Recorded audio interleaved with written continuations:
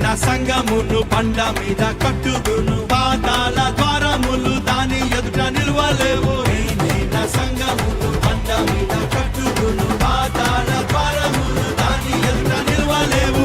పరిశుద్ధాత్ముడు కార్యాన్ని చేస్తుండగా, యేసు నామము హెచ్చింపబడుచుండగా, శిష్యులంతా సాక్ష్యమిచ్చుచుండగా, దేవుని రాజ్యం కట్టబడుతుంది, దేవుని రాజ్యం కట్టబడుతుంది.